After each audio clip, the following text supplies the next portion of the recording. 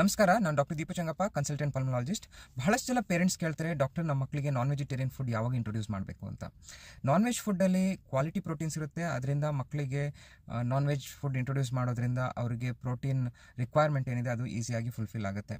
So ನೀವು ಯಾವಾಗ ಶುರು ಮಾಡ್ಬೋದು? ಮಗುಗೆ 7 ಮಂತ್ಸ್ ಆಗ್ತಾ ಇದ್ದಂಗೆ ನೀವು ಎಗ್ನ ಸ್ಟಾರ್ಟ್ ಮಾಡ್ಬೋದು.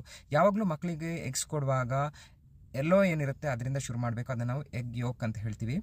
ಅದನ್ನು ಮಗು ಟಾಲರೇಟ್ ಮಾಡ್ತಾ ಇದೆ ಅಂತ ಹೇಳಿದ್ರೆ ಎಗ್ ವೈಟ್ನ ಇಂಟ್ರೊಡ್ಯೂಸ್ ಮಾಡಬೇಕು. ಯಾಕಂತ ಹೇಳಿದ್ರೆ ಎಗ್ ವೈಟಲ್ಲಿ ಪ್ರೋಟೀನ್ ಅಂಶ ಜಾಸ್ತಿ ಇರುತ್ತೆ ಮತ್ತು ಕೆಲವೊಬ್ಬರಿಗೆ ಈ ರೀತಿ ಪ್ರೋಟೀನಿಂದ ಅಲರ್ಜಿ ಆಗೋ ಚಾನ್ಸಸ್ ಇರುತ್ತೆ. ಸೆಕೆಂಡ್ ಥಿಂಗ್, ಮಗು ಯಾವಾಗ 8 ಮಂತ್ಸ್ ಆಗುತ್ತೆ ಆವಾಗ ಚಿಕನ್ ಸೂಪ್ ಮಾಡಿ ಆ ಸೂಪ್ ರಸನ ಕುಡಿಸ್ಬೋದು ನೀವು. ಸೊ ಚಿಕನ್ ಸೂಪ್ನಲ್ಲಿ ಎಲ್ಲ ನ್ಯೂಟ್ರಿಯೆಂಟ್ಸ್ ಇರುತ್ತೆ ಮತ್ತು ಮಗುವಿನ ಏನು ಮಿನರಲ್ಸು ಮತ್ತು ನ್ಯೂಟ್ರಿಯೆಂಟ್ ರಿಕ್ವೈರ್ಮೆಂಟ್ ಇರುತ್ತೆ ಅದನ್ನ ಫುಲ್ಫಿಲ್ ಮಾಡುತ್ತೆ.